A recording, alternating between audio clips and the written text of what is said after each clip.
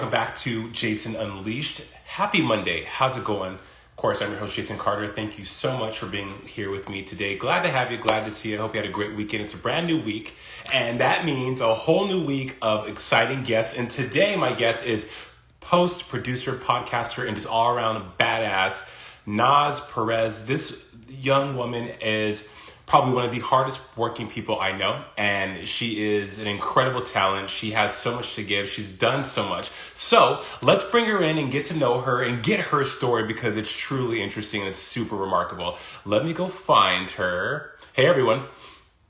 Bam. Let's see here. Oh, boom. There we go. There we go. Go live with Naz. Go live with Naz. Going live with Naz Perez. Hey! Well, if I wasn't awake, I'm awake now. Hey there. Hi. Hello. Good to see you. Welcome to the show. Oh my God. First of all, congrats on After Dark. I just saw that, so I can't wait for that. That's exciting. Yeah. Thank you. You know, it's just an extension. It's coming soon. You know how this goes, the gestation and the genesis of creating new things. It's like the longest process ever, and then it's a snowball. But it is so good to be here with you. How are you doing? How was your weekend? It was incredible. It is hot AF here in LA. So I just went to the beach like literally all weekend because it's so hot here. Like so hot. I would agree. Like, you want to slap somebody hot? Well, you know what? The silver lining is that we can now go back to the beach and have some part of our existence return. Can you hear me okay? Yeah, I can hear you perfectly fine. I do have to say, so my name is Naz. Everyone calls me Naz. Well, okay, all right. You know, I've known you how long, and it's the first time you've ever corrected me. I feel like an idiot. I mean, here I am. No, you're not. I never correct people because I feel so bad. What is your take on that, Jason? Like, should you correct or not correct when people say you should? You think? Well, here's the thing. One, when people call you Nas, it's an homage to one of the greatest hip hop rappers of all time. What I want to be, exactly, yeah. All I need is one mic. Secondly, I have sweat under my nostrils. And third, correct people. If that's not your freaking name, tell them like, yo, that's not my name. What? That's not my name. I know. I just feel bad. But I miss you so much, and it's so crazy that you and I have never done anything together because I feel like we really came up together. Right. Whatever that means. Well, look, it is awesome to have you here. Good to see you. Like I said when I was doing my intro, why am I sweating? I feel like I have like boob sweat, face sweat. I don't know. Sometimes I have that effect on people. I don't know. You do. I'm so Twitter pated right now. Because climate change, because all of it, you know? Right. But you are a hardworking individual. As you said, you know, we've known each other for years. We've come up through the ranks. We've done a lot in Los Angeles as on-camera personalities and talent. But let's take it back to the beginning. You're a Miami girl. Graduated from the University of Central Florida. Yeah. Came to LA. You have grinded your ass off in this business that is so unforgiving, that is so ungiving, that is like ruthless, brutal, all the above, and you're still here killing the game. Take us through the beginning of your journey and what made you want to leave the East Coast for the West Coast? Oh, well, first of all, thanks, Jace. So yeah, I majored in broadcast journalism at UCF, graduated in 2012, and I really wanted to be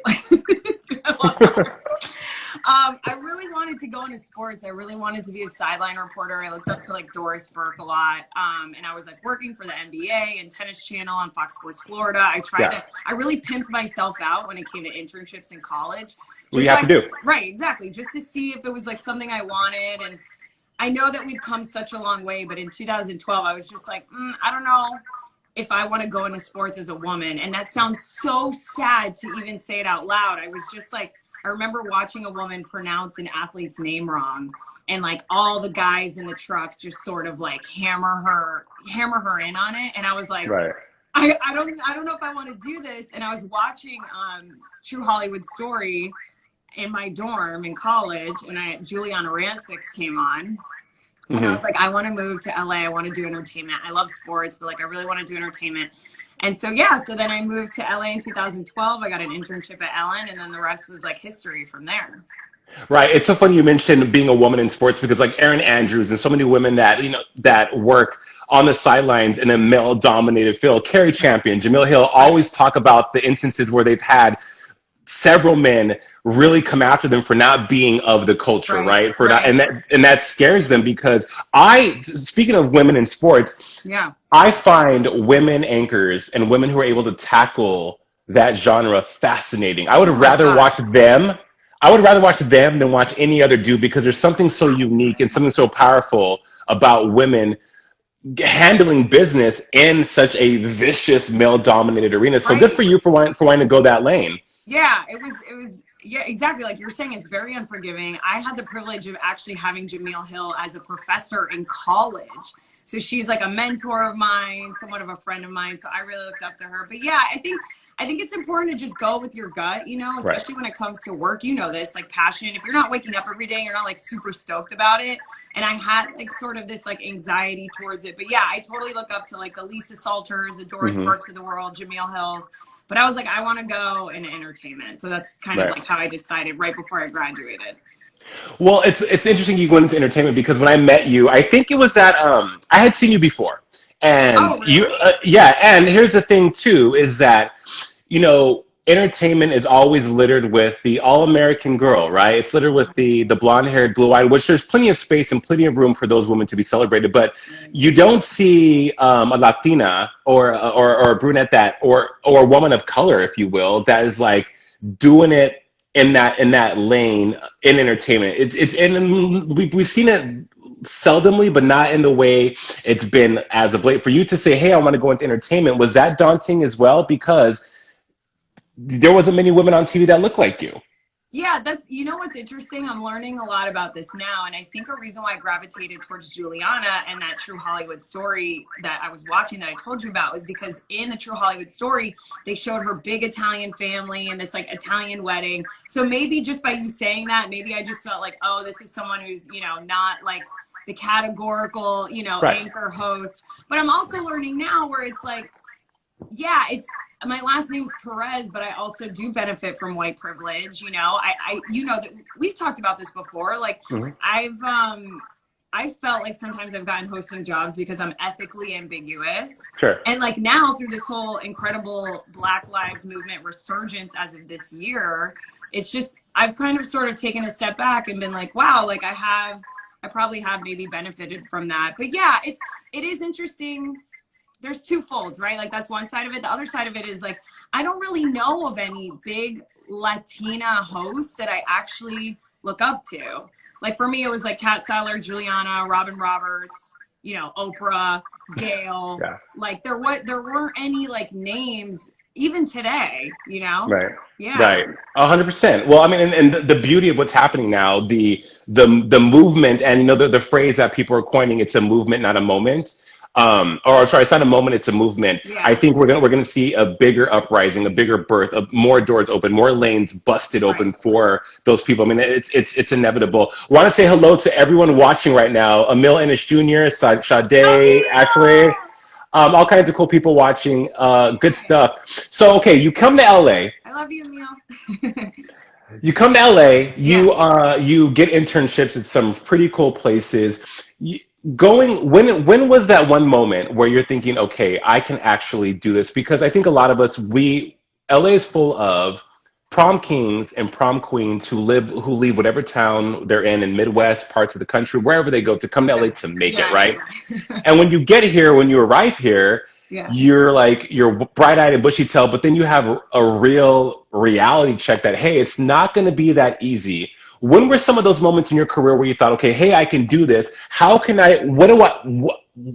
I create my lane, and how do I create the opportunities to do that? When did you start to cultivate that and manifest that? Yeah, you know what? I think from a young age, because I don't know if it's, I grew up not, like my family wasn't like dirt poor, but I always felt like there was a lack of money. That was sort of like the mentality in my house. And so I feel like my ambition, I just naturally have this energy and ambition. I'm an Aries, I like getting shit done.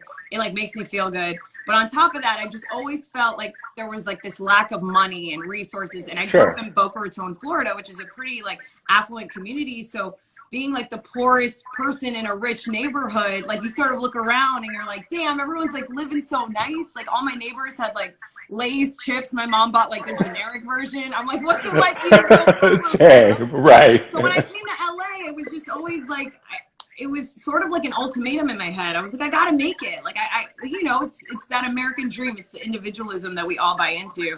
Another part of it, which I've realized doing a lot of self-work now, I'm curious to know what you think is, I think a part of it was also lack of self-love and looking for validation through external factors, right? And so 100%. Like, I want to be a host on this network and I'm going to be so cool and so loved. And then you grow up, right? Like we're growing up and you realize like, oh, I don't need that. Like I love myself. Like that would be really cool if I had that job and, you know, I deserve that job, but I don't need these things to survive. I don't need them anymore. But I think in my early 20s, to answer your question, like those three things are really like my just natural ambition, sort of always feeling like there was a lack of money and resources and really wanting to make it. And then I think a little bit was like my perfectionism and like sort of trying to prove to myself, you know, that like I can be loved and I can make it, you know? Right. But I will say, there is one thing actually that I haven't mentioned, and I've just always had like a genuine love for people and a burning curiosity for people. So when I found hosting as a job, when I saw broadcast journalism as an option in college, I was like, oh, I can make a living out of like interviewing people. And that's really awesome. And that's really why I wanted to do it. Not to be famous, not to like, you know what I mean? Like drive an AMG G-Wagon. It was more to like bring the world together and like get to know people genuinely. And it still is.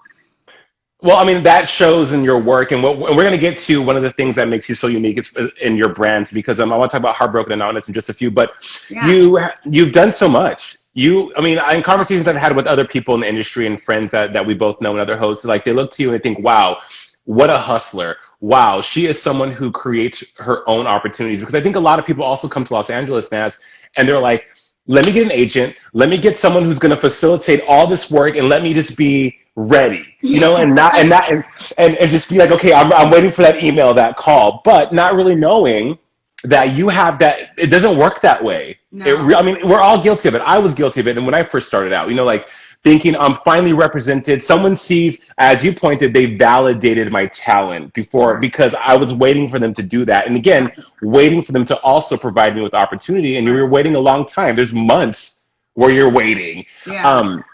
But, you know, creating your own lane, when did you finally have your first big break? And I hate to say big break because there's really no such thing, but there's also that one opportunity that after, it's in stages, right, of your career. You get the first opportunity that leads to different things. When was that first opportunity as you as talent that you're like, boom, Naz Perez in the house. Yes, see me here. Where's my check? I can do this. Yeah. So it's a great little story. I'll tell you about it. So basically, you know that I went to college, wanted to do sports, right? Sort of changed lanes, came to LA, interned at Ellen. They hired me at Ellen as an intern. And then after working there just for 4 months, I knew I wanted to work at E. I was like, I got to get to E. And so I literally drove to E on a lunch. I was getting lunch for Ellen, and I drove to E and handed them my resume. I walked in and I was like, hey, where's HR? And I don't know if you could do that now in 2020, but I literally was like, I will stop at nothing. I didn't want to like lose sight of what I wanted to do. Now you can't really do that, but you know, if you want to work on a show, there's like all these credits at the end of a show, and you can slide in a director's DM. I would argue that it's easier now. So anyways, 4 months into Ellen, I got a call from someone at NBC Universal, and they're like, they're basically like, we need someone that speaks Spanish to work the Mexican Billboard Awards. And I was like, oh, what do I do? Do I take this day off at Ellen? So I called in sick. I was like, I got to do it. I got to network. Like maybe this guy knows somebody at E, like NBC's a big company. And so I did it. You know, I showed up on time. I was really good. And of course, the guy that hired me was the guy that ran E Live from the Red Carpet with Ryan and Juliana. And he said, hey, I thought you were great. If you want to PA for us for 3 months for award season, meaning like the Golden Globes, the SAGs, Grammys, and Oscars, you have a job. And I was like, oh no, but I just got hired at Ellen, and like my parents don't pay for my rent. And like Ellen was like a paid internship. It was like $9 an hour. I was like sleeping on my mom's friend's air mattress in her kid's toy room in Burbank. But I was just like, oh my God, what do I do? And I remember crying. It was like such a hard decision. Anyways, to like wrap this little part up, I jumped, you know, like you have to jump. I didn't want to listen to what I wanted to do. So I worked award season. I was working behind Ryan Seacrest. I saw Juliana. I'm like, this is crazy. Like, I just got to LA like 4 months ago, you know? And I remember when I was watching Ryan on the Golden Globe specifically, like a lot of men came up just so dressed to the nines. Steven Spielberg, Ben Affleck, George Clooney. And, you know, the thing at E! At the time, Ryan was like, who are you wearing? You know, It was like the big Joan Rivers sort of fashion police era. And I love fashion. And so when I was unemployed, so then I worked the Oscars, then I was unemployed, and I was like, oh my God, did I make the biggest mistake of my life? Like, do I have to move home? Like, I just left Ellen. That was an amazing 3 months, but now I have no job. So I remember reading GQ magazine because I love men's fashion. I was unemployed at home, and I read about this designer named War Air Boswell, who was making suits ready to wear, like high fashion suits for basketball players. At the time, because, you know, like LeBron James can't walk into Givenchy and be like, I'll take this suit off the rack. Like, they're massive, you know, they're massive specimens. So they have to get custom clothes. So I was like, oh my God, this is so interesting. If there's people out there that care what George Clooney and Ben Affleck are wearing, like Ryan's asking, I was like, there's got to be people out there that care about what LeBron James and Dwayne Wade and Carmelo Anthony and Russell Westbrook are wearing. So I called this guy up and I was like, hey, can I interview you? Like, I don't know. I had all these skills from college. I had a friend from college that lived here. He came with a camera. I interviewed him. And so I got really close with this designer. I met different stylists of different athletes because at the time, athletes really started dressing to the nines. Like, they did. Yeah, you know this. So the walk from the bus to the locker room became sort of like this fashion show. Right. Yeah. And I became obsessed because I was like, oh, like, you know how in college they tell you to find your niche, Jason? Like, the whole time I was like, this is my niche. I'm going to cover the fashion side of sports. Like, I know the athletes, I love sports, and I love fashion, and I'll sort of be the girl that's like doing it because no one's really doing this right now. Like, Complex was only talking about sneakers in 2013. So this story's almost over. So basically, I end up starting this website called SidelineStyles.com, and I start covering what all the athletes are wearing. And sort like Dwayne Wade starts following me, like Victor Cruz, all these sort of athletes. And I was like, wow, this is so cool. I ended up getting a job at E! In True Hollywood Story. They called me months later, and I worked my way up to associate producer. And while I was working there, I got a call from the Style Network. And they're like, hey, we saw your blog. And blogs were like such a, like, I don't know, a nuanced thing like that. I don't even know if Tumblr was around. But they're like, we saw SidelineStyles.com. We need a girl to cover the ESPY Awards for us that knows fashion, but that knows athletes. And I got off the phone, Jason, and I was shaking because it was my first on-camera thing. I've never had an agent. I didn't have an agent. I was 23. And I was like, holy, and they were going to pay me $500. And I was like, $500 to talk to athletes on a red carpet, and they were going to dress me. And I was like, I was freaking out, Jason. And so I get to the carpet. Turns out LeBron James wins MVP that year. He's wearing a suit made by War Air Boswell. I got interviews with all these athletes because I knew the stylist because I had interviewed War Air like a couple months before. And Style Network was like, we love you. You're going to be the new face of Style News, like our new digital thing on YouTube. And I was like, I did it. Like, I estimated it. I'm 23. And then guess what happened 3 weeks later? Style folded. The entire Style Network got canceled. And I was like, are you And that's Hollywood, baby. That's Hollywood. You know? That's all. But I remember sitting. That was my first moment. That was my first, like, wow, somebody believed in me to be on camera, and I killed it. You know. And you killed it. And there was always something incredible about you because I remember sitting next to you in a hosting workshop, and we were talking, and your brand. When you talked about brand, I hate that word, but oh my God, how annoying is it? It's so stupid, right? But your expertise and the product that you have created was like, I was so impressed. It was like a room full of like 40 other talents. And I was like, who is this girl that's telling me about Givenchy and LeBron James? And the way you talked about it, you were so passionate. It was so, again, nuanced. I was like, this is like, I've never heard this before ever. She's melding fashion and sports. And you are so on the money because that's one of the things after the press conferences from games. LeBron will have a bag. I mean, he does not care. And I think there's something to be said about that movement in sports because it's also redefining what masculinity is, right? It's also redefining how we view these athletes because they just don't shut up and dribble. Right. They have, you know what I mean? They have more to give.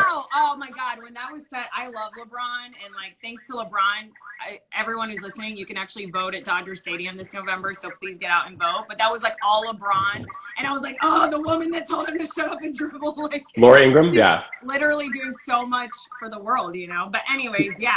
So yeah, that's incredible. You mentioned Dodgers. You have diversified your talents not only from entertainment and covering that, which you do a fantastic job of, but also you're the host for the Dodgers, which is dope. Your hustle, as I said earlier, is like, what kind of mutant is she? Like, what kind of power? Like, does Florida just give people these powers? Also, sidebar, Tina Pally from Chicago says hi. oh my God, I love Tina. Same. She's incredible. Funny. Bachelor Nation for the win. But the Dodgers, you do stuff for the Dodgers. You have also aligned yourself with T-Mobile. How do you go about acquiring these opportunities? Because I think a lot of talent these days, that's what's frustrating, is that they have the talent, they're passionate, they have a great work ethic, easy to work with, but they aren't able to grasp those relationships, grasp those opportunities. For you, how did you go about doing it? We know you killed it at E, showing up and talking to HR, but going forward, did you change your technique? Did you change your approach? No, I just go after what I want, and I'm somewhat persistent about it. So there was this agent I met through a friend in New York, and I had, you know how it is. I had like drinks with him one day, just to age. And he was like, I heard that a girl just left the Dodgers and the Dodgers are looking for someone. And I was 2.5 years into The Bachelor. I had now lived in LA for 2015, 2012. Oh my God, I cannot count. Like, same. 3-4 years. I was like, I cannot count these numbers. I've been in LA for a while, and I was like, damn, I moved here to host. I love producing. I went into production first for money to pay rent, but then I ended up loving producing something. When people ask, like, would you rather be behind the camera or in front? I love both equally. Like, I love them. So I loved it, but I was like, damn, I've never given hosting a shot. So I get drinks with this guy. He's like, the Dodgers are looking for someone. So I emailed the Dodgers. I called the Dodgers. I followed up with this guy like 3 times because I was like, if I can get this job and have Los Angeles Dodgers on my resume, then like that'll help me get other hosting jobs. Yeah. And it is let me tell you, it's one of the greatest, most like, you know how comedians say like there's nothing better than hearing people laugh to something you just said? The energy of hosting live in a stadium of 50,000 people, like Dodger Stadium is one of the biggest stadiums in the country. And I was very intimidated because I had never been a host before. The only time I hosted was Style Network in 2013. So I was really nervous, but I called and got an audition. And I think what people fail to realize is that sports is entertainment. And thanks to Jameel Hill and like my college training, it really taught me that. Like they're all the same and together. And I think when you're thinking of pitching yourself, like I had worked with this company called Attention. They had put me up for this video with T-Mobile. And so I met a guy at T-Mobile on set. And a lot of people don't talk, you know, like, let me talk to this guy. Let me meet him, but genuinely want to get to know him. I think it's all about like a genuality of like really wanting, not just wanting something from somebody, but remaining humble and like building a real connection. Because I think a lot of people come to Hollywood and they're like, how can you help me get this? 100%. I've always been like, how can I help you make money? And what are you not doing? And so T-Mobile has like massive, like they have so much money, right? Mm-hmm. So I was like, they just launched this new like Netflix with us sort of thing where, you know, if you buy 2 lines with T-Mobile, you get Netflix. And so I don't know if I just switched from the Dodgers story or whatever. I ended up getting the Dodger audition, obviously. I'm all over the place. But then fast forward to being on set, you get 2 lines with Netflix. And so I followed this guy on Instagram. He saw that I was always posting about Netflix. Nobody was covering streaming. And I love streaming for the same reason that you and I were talking earlier about the amount of voices and people of color that we're seeing. Like, remember growing up, we had like 10 channels and like only like this, like that 70s show, like, you know what I mean? Like certain shows. But now we have like so many different voices and opinions. So I loved streaming. I loved Netflix. And I was like, I can tell your audience what to watch on Netflix if you guys want to create new content. And they were like, okay, cool, pitch it. And I remember being like, damn, like I got to work for free. I got to make this pitch deck. Like, what if they steal my idea? I have no guarantee I can get it to them. They could go do it with somebody else. but I did it, and they took a chance on me, and they literally recreated my living room in Seattle at their headquarters, and they would fly me up, and I would talk about what to watch on Netflix, all because I tried, all because I asked, all right. because I made a pitch deck, and it's like, it's really not that hard. It's hard work, but it's not that hard in concept. You know what I mean? Right. Yeah, well, and people say it time and time again. I mean, I've talked to major celebrities that say you won't get fed unless you ask, right? All they can tell you is no. I think because going back to you mentioned validation, right? When you are and Ashley Howard TV says it's so scary to take big chances like that. It is, but you know, fortune favors the bold, one, and two. You have to think back to every time in your life when you took a chance. And one, the rewarding feeling you get from knowing that you had the bravery to really put yourself first in some capacity. Right. There's something, can I say something to Ashley? Yeah, real quick? Sure. Because Ashley, I agree. It's not easy, and rejection is the worst feeling, right? Because Worst, yeah. And also, especially if you have a low sense of self-worth, which I believe most of us do internally because of how we grew up. A question I started asking myself was, why not me? If somebody has to have this job, if somebody has to work at the Dodgers, if somebody has to be a host on E! Or Entertainment Tonight like you were, Jason, like, why can't it be you? Somebody has to fill that job. Right. Are they like smarter than you? Like, there's so many people in the world that know more about movies and television than I do, but I work for Rotten Tomatoes because I believed that I could do it. Right. You know, so right. I think just remember to ask yourself, why not me? But I'm sorry, keep going. No, well, that leads me to my next question, and my next celebratory moment with Naz Perez is that yes, Rotten Tomatoes, Fandango. Now you're here. You have your career is the trajectory of your career, and what you've done thus far is incredible. Incredible. Thanks, the catch up, the catch up is fun. We get to see you just in so many different outfits. And before we get into that, I want to say congratulations on having a full circle moment with E hosting Daily Pop. That was such an incredible moment for your peers like myself to watch you. You were incredible. You were awesome. I shouldn't say the word incredible so much because there's other words I can use, but that to me is the most authentic right now because we're so hard on ourselves as hosts. Every time I'm at Dodger Stadium, I'm like, this hat's amazing. And I'm like, oh my God, use any other word, sublime, resplendent, superb. Right. But then when you say it, people are like, what? Right. I was so elated to see you sitting in that chair hosting a live television show for a legendary network. It was so wonderful to see. But now you're back at NBC Universal, Fandango, Rotten Tomatoes. Mm-hmm. Tell us about what you're doing there now because the catch up is fun and you're talking about stuff we should be watching. Yeah. I love it. It is genuinely my dream job, and I want to acknowledge that your dream job changes, right? Or it can change, and I think you should acknowledge when it does change. So I was working at various outlets. I've talked about this, like Clever. I was covering entertainment news on a different level, and I realized it wasn't in line with like who I was. I thought it was like my favorite thing to do, and I would still do it, but I realized that my favorite thing to do is to talk about movies and television. And talk to people creating things and creators because they put out messages into the world that I think need to be seen, heard, felt. And I just love walking out of a movie and remembering how it made me feel, and how it changed me after. So yeah, coming into the Fandango Rotten Tomatoes family has been such a dream. It's really important for me to do something that's accessible to the world.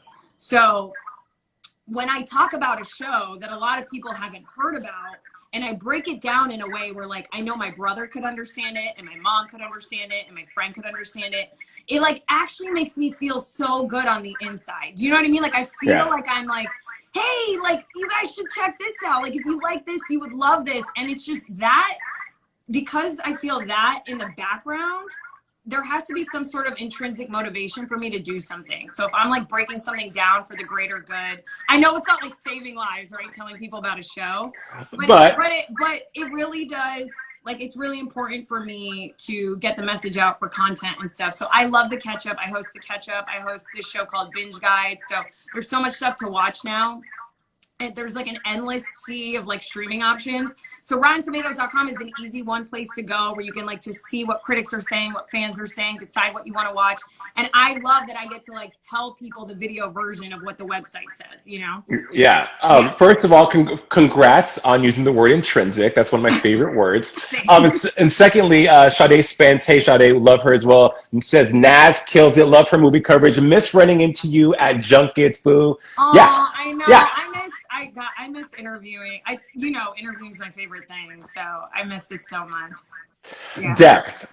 One of the things that I think is so enlightening about you, and I had the honor of experiencing myself, is you have such depth, and there's such a, like you said, you connect with people on a level that not many people are able to do that. I think that's one of your superpowers. It's probably one of your love languages, is connection. With Heartbroken Anonymous. When you invited me to come onto this podcast, I didn't know what to expect. But when I entered the room and was immersed in the world that you have created with the podcast, I was blown away. For the audience watching right now, please tell us what Heartbroken Anonymous is, and Heartbroken Anonymous is, and how, and the genesis of the platform and why you do it. Yeah, of course. So I do want to say I have like all these projects, so I feel like people mix them and confuse them together. So my podcast is called I Don't Get It, and I host it with Ashley Akinetti and her sister Lauren, who were on The Bachelor. So that's a podcast in itself. Heartbroken Anonymous is actually just a support group for people that are heartbroken, and it's anonymous, and it's not a podcast, but it's a space, it's an anonymous space where people can safely go and sort of like share what's on their heart, because I define heartbreak as overwhelming distress. So it's not just like, I feel like when we think of the word heartbreak, especially like after leaving The Bachelor, I feel like society thinks like, oh, it's a girl getting dumped by a guy, right? That's not what heartbreak is. Heartbreak is a miscarriage, having a child with a disability, losing your parent, being in a fight with your friend, not being able to pursue your dream, heartbreak within yourself, like lack of motivation, not having money, is heartbreaking, like not having a home. So to me, I can go into the whole story of how I started it if you wanted me to, but basically now I'm doing them virtually, and we're just more willing to tell strangers how we actually feel than our own friends and family. So when I met a stranger that was more willing to tell me how she felt than her own friends and family, she literally was like, I can't talk to my mom or my sister about this. Like, they're going to tell me to move on. And I was like, oh, that's interesting. Like, most of us know what to do when we're heartbroken, and we don't really want unsolicited advice. We just want to be heard. And then I went through a heartbreak of my own, couldn't sleep, couldn't eat, loss of appetite. And I was like, this is crazy. Like, I'm a badass, like, grounded person. Like, how is this, like, how does one person have this emotional control over me? Had to get therapy. Therapy's really expensive. And I was like, how's there nowhere to go if you feel this way? Like, if you don't have money, like, how is there no, like, help? And so I remember thinking to myself, like, how cool would it be if there was, like, a heartbreak rehab where there's, like, puppies in one room, ice cream in another room, Adam Sandler and Drew Barrymore movies in another. And you sort of got to check out of life, because when you're sick, Jason, you can, like, call in sick to work. But when your dog dies, when all these things happen that cause heartbreak, you have to wake up the next day and resume life as is. And I was like, that's crazy. So that's really how the concept of Heartbroken Anonymous came to be. So it's sort of like an AA meeting, but it's not a 12-step program. It's just a place where you can connect with other strangers. You can feel heard, because I feel like there's more hope and togetherness than being alone. Right. When I participated with you, and thank you for inviting me, it was. Of course. I was a little apprehensive at first, because, as you said, I'm not used to sharing in that capacity, because we're taught to put a face on, we're taught to keep it pushing, and we're taught to let it go, get over it, right? But it was, people cried, people got really visceral, really open, really deep about what they're experiencing. For as long as you've done it, Naz, is there ever a time within the group where you feel like sometimes it's too much? Where even, because I mean, I think you're empathic. Do you feel where you have to be like, whoa, like I need to disconnect from this, or is it like Superman in the sun? It gives you power. It fuels you. It's definitely the latter, and I get that question a lot. And I've wondered if subconsciously it is affecting me, especially now in quarantine. But I think that the pros outweigh the cons. Like, I was just reading a recent survey the CDC did that the New York Times published, and apparently mental health, especially in 2020, is just deteriorating. Compared to last year at this time, anxiety between the ages of 18 to 24 between Black and Latino people is 3 times as higher as this time last year, and depression is 4 times as higher. Yep. So for me to create a space that's technically free or affordable, like it's like $1 minimum donation, to just make people feel seen and heard. Like, of course I can't take heartbreak away, but just being around other people that feel the same way you do makes you feel better, as opposed to like calling your friend or your mom that's going to give you advice, or your friend that's like happily married and doesn't really know how you feel. And you just have the freedom to not feel judged and say whatever you want. But yeah, to answer your question, I think I am an empath deep down. I believe that this is my purpose. Like, at first I wanted to be like the next David Letterman, or, you know, Oprah or Robin Roberts or Gail.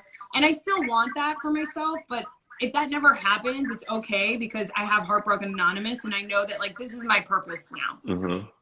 Yeah, and I think you are being of value when you are able to be of service. And the more I think the more younger Gen Z millennials figure that out at a younger age, the better off they'll be. Because I know my generation it was always about achieving, always about overachieving, getting to that definitive moment, having that career, the kid, all of that. And you're finding out that as you enter certain parts of your life and stages in your life, that's not really bringing you happiness. And so that leads to depression. With quarantine, you brought up quarantine, a lot of people are finding out a lot of things about themselves. They're rediscovering who they are. They're learning some good and some bad things that they didn't have time to really sit in because life is go, go, go, go. For yourself, Naz, what has been a discovery that you've made about yourself in this time of quarantine in 2020? I love that question, Jason, so much, because while 2020 has brought so much devastation and pain and loss, and like it really is so sad, I do believe that there has been such a silver lining, especially for people that are extremely busy like me, or just people who use external distractions, like, you know, just getting drinks with friends and doing stuff instead of really taking the time to look inward. And so for me, I've rediscovered so much about myself. I'm reading now. I never read books, you know, and I always wanted to. I love learning, and I rediscovered that I love learning. I took like a free online course at Yale, highly recommend. It's called The Science of Wellbeing. Learned so much. I'm getting 8 hours of sleep. I'm learning how important sleep was in life. Like, I'm a completely different person. My cognitive ability, my ability to just work and be happy during the day. I'm meditating every day, and I'm learning that I still have a lot to work on myself when it comes to self-love and just being empathetic. And I learned, it's just like, it really is crazy how this year has been just such a teacher for that stuff. So those are like the sort of the surface level things that I've been able to learn about myself. And I honestly have to thank this lockdown for, because I wouldn't have had time to sort of discover those things within myself. Also, I'm dating more now, which I think I always like, I know, right? Like, I think I was like watering like my career plant for so long. Like, I was just like watering a career plant. And then I had this other pot here that I really wanted, you know, it was like this little stem, and it's like, all I wanted is love. And I just hadn't had time to water it, you know? So I'm also thankful for that. And I'm learning that about myself too. I think the silver linings, as you mentioned, are revealing themselves more and more and more. We just have to look for them, because I agree. Like, had all the things that transpired, even in 2019 to now, we wouldn't be here talking. We wouldn't have the platform. I know, right, Jason? Wait, what have you learned about yourself? That great question, because I was thinking about that last night. That I super hard worker. I'm a hard worker. You are, like, you put this show together, like you were doing it. Thank you. I love these, by the way. Like, I watch Sibley's, and I've always wanted to hear like a firsthand account, like from Sibley. You know what I mean? So I think what you're doing is so helpful to anyone like moving to LA, and like you're really good at what you do. So I'm glad. But anyways, thank you.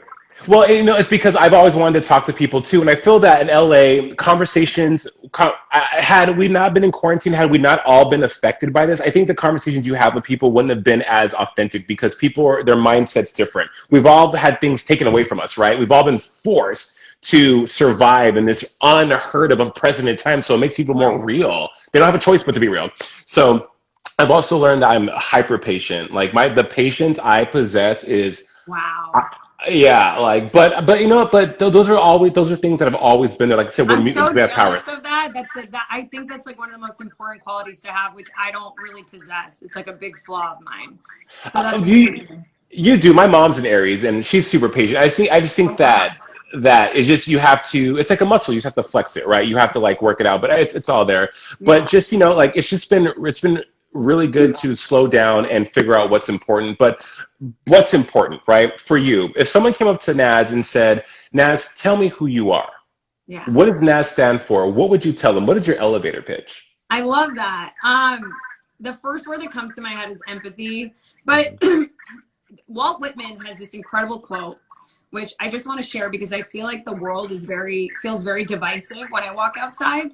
Hmm. And it's such a sharp contrast to what I do on a weekly basis, which is Heartbroken Anonymous, which is a place where people see each other and have Right. empathy for each other. So it's actually really weird to like be in that meeting and then walk outside and like have people yelling at someone in the grocery store for not wearing a mask, or like, just seeing certain political messages on their shirt that you don't agree with. But I want to start off with this quote that Walt Whitman said, and he says, "I contain multitudes." And I think what I've learned through Heartbroken Anonymous is that most people are actually really complex. And I think because of the way we grew up watching shows, we assume that people are very one-dimensional. Right. If this person voted for this person, this must mean that they are this, this, this, this, this. If this person lives in this house, this must mean that they never struggle with this, this, this, this, this. And that's actually not the case that I've learned through Heartbroken. So, I listen to Beyonce and Taylor Swift. I'm very complex. So I think if it's anything that I stand for, though, it's empathy. I think a lot of the issues we have in the world today are because of a lack of empathy, because of a lack of people willing to see each other, listen to each other. And so, yeah, if there's anything I want to do, I just want to bring people together, and I'm just like team human, like let's help the planet. Let's all do this together. And that's sort of like, I struggle with it too. I'm not perfect in it. I'm not an empathy expert, but it's something that I'm really working towards. Yeah. Yeah. I love that. I love What that. do you Well, stand for, Jace? intermittent fasting. Well, You know okay, what? in that case, Botox, filler, the well-being of people of color, marginalized communities, Right. mental health. Yeah. Just, I stand for not being a shitty person. Just be a good person. Be Yeah. a good, kind, cool person. No one's perfect. We all have our days where shit sucks, and we're just trying to work through things. But if we can have compassion and be like, you know what, you're having a bad day. How can I help make it better in some way, shape, or form? It's the little things. It's like when nothing's going right, it's when that person's like, you know what, dude, I know, bro, I got you. It's gonna be okay. Recognizing goes so far. It's like appreciating your like volunteers and workers, people who give and give thanklessly. Saying thank you or seeing them, being seen, goes so far and has such a big return on investment that I think people need to realize that more, especially entertainment. Yeah. Talent, and for people watching, talent are the people who get in front of the camera, who create the products, producers, hosts, everyone that's considered talent. Right. We work really hard. We give of ourselves creatively, which when you give creatively, you're giving of your soul. You're giving of your most vulnerable self, right? Especially when you're a creator. Yeah. But yeah, you have these people who abuse that, who feel that because there's a whole line of people that are waiting in the wings to do exactly what you're doing, that what you're giving doesn't mean anything, that you don't mean anything, and it totally supersedes being a human being. And I'm sick of that. I think it's bullshit. I think those people need to be dismantled and removed. Like we're seeing a lot of people who have historically been seen as one way. People are now unearthing everything and saying, nope, that's not what's happening. So I think more of that needs to happen. And I stand for just being kind, being cool, being helpful, and giving back. Because karma, that bitch is everywhere. Yeah. And that's that all leads into empathy. Right. It's like let's just all work together. But yeah, I feel that. I feel the disposability of the nature of our industry. Yeah, it's terrible. It's tough. It's always been. We all heard coming up, and we're still. I'm just starting. By the way, like I don't feel like I've made it. I haven't done it. Like I'm just doing what I think is right for me in the moment. I think that's all we can do. Is we're just people on a rock. I'm just trying to figure it out. But yeah, I don't know. What was I saying? No, I feel you though. It's just about what we stand for, and I'm glad this is what I was gonna say, Jason. Is we all came up hearing. Well, if you don't want to do it, there's somebody else out there that wants to do it. Yes. And it's like, but I really want to do this, and I'm really good at it, and I just want to be valued. I want to be paid for what I'm doing. Is that so wrong? Is that so wrong? You know. Well, listen. I know you're a busy lady, so we can catch you. We can catch if you want to get involved with Heartbroken Anonymous. Where can they go? Oh my God, thanks for asking. First of all, if you guys are listening, I'd love for you to come check it out, especially if you're feeling sad. You also don't have to share. You can just listen, just to feel part of a community. I do it every other Thursday over Zoom, and you can sign up the Sunday before the meetings at Heartbroken Anonymous. Excuse me, I have to burp. Oh my God, how gross. It's okay. The beauty of live. It's heartbrokenanonymous.com. And we're at heartbroken_anonymous on Instagram, or you can DM me at Naz Perez on Instagram. Obviously, we're here on Instagram now, and I can help answer any of your questions. And we can catch the catch up and everything you do on Fandango and Rotten Tomatoes. Where? Yeah, at Rotten Tomatoes on Instagram, all their social channels. So the Rotten Tomatoes YouTube. Actually, if you love the catch up, we have a fan group on Facebook called the Catch Up Fan Group on Facebook. So you can connect with other people that watch the show and talk about what you're watching, which is really cool. So yeah, Rotten Tomatoes, Facebook, Instagram, Twitter. That's where you'll find me. Yeah. We'll find you killing the game. Naz, you are seen, you are valued, you are loved, and you are celebrated. Thank you so much for your time. You are incredible. Jason, I miss you. I hope You you're too. doing well in all this time. And thanks everyone for like watching and listening and yeah. Yep. Gotcha. You have a good day and keep on slaying the beast. I'll talk to you soon. Oh, you too, friend. Love you. You keep slaying too. Bye.